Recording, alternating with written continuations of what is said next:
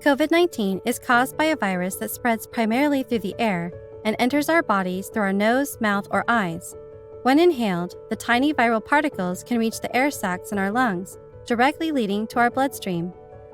Viruses that transmit as airborne particles, such as the viruses that cause COVID-19 and measles, pose a significant risk, as they can squeeze into small places, nearly 10,000 times smaller than a human hair, travel long distances, up to 20 to 30 feet, and stay active in the air for at least 4 hours.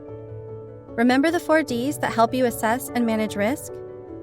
Dilution, in the form of ventilation, helps clean indoor air, and it's an essential part of reducing the risk of the spread of COVID-19 and other airborne infectious diseases. But what do we mean by ventilation? Essentially, the process of adding or removing air from a building. Think of this as you think about washing and disinfecting. Just as we wash our hands or clean surfaces to reduce the spread of diseases, ventilation cleans the air to prevent and protect people from spreading or inhaling virus-containing airborne particles while indoors. By adding clean outdoor air, we can dilute the concentration of virus-containing aerosol particles and reduce the risk for people inside the building.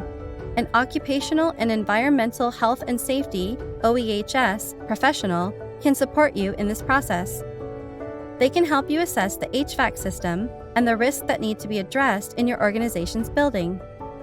It is faster, simpler, and more cost-effective to review and implement scientifically proven steps now as we continue to work to protect our workers and community from COVID-19 and other infectious diseases.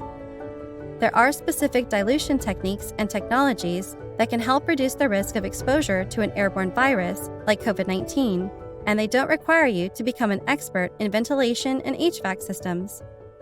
For some easy changes to make your HVAC system more effective at reducing the spread of COVID-19, use the following guidelines.